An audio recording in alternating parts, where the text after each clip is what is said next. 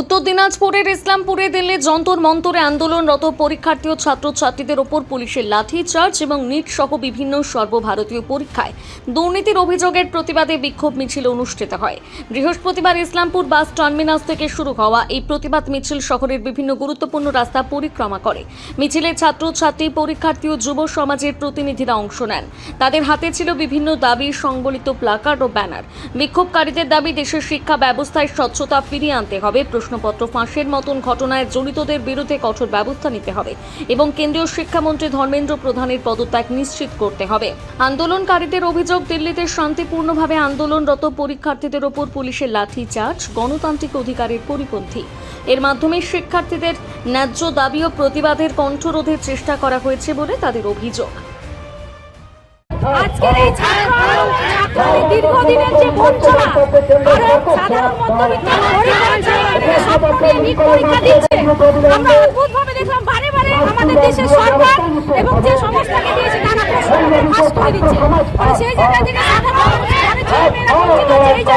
সাধারণ এবং সেখানে সরকার কোনো সহানুভূতি না দেখে তাদের লাঠিগুলি চালাচ্ছে। আমরা গতকাল রাতেও দেখলাম ব্যাপক লাঠিগুলি চলছে, কিন্তু সরকার এটা ভুলে যাচ্ছে যে ইতিহাস করেছে।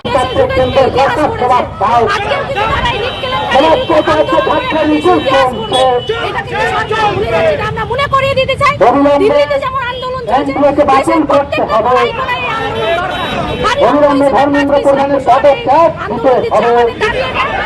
এই দাবিতে দিল্লির বুকে আন্দোলনকে শক্তিশালী করতে সমস্ত ছাত্র সমাজ লড়াই করে। আমরা দাবি করছি সরকার যাতে এই দায়ভারটা নেয় এবং অবিলম্বে এই নিজের সাথে পরীক্ষার সাথে জড়িত ধর্মেন্দ্র প্রধানের দৃষ্টান্ত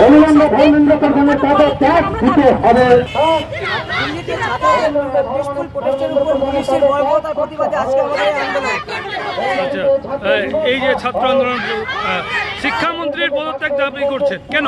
অবশ্যই শিক্ষামন্ত্রীর পদত্যাগ। যে শিক্ষামন্ত্রীর অধীনে আমাদের দেশে 5 বছরে 3বার বিমান লিক হয়, এতগুলো ছাত্র মারা যায়, সেখানে শিক্ষামন্ত্রীর কোনো কন্ডেমনেশন দেখা যায় না, তো অবশ্যই আমরা তার পদত্যাগ দাবি করব। ইসলামপুর থেকে বিশেষ প্রতিবেদন, নিউজ টুডে।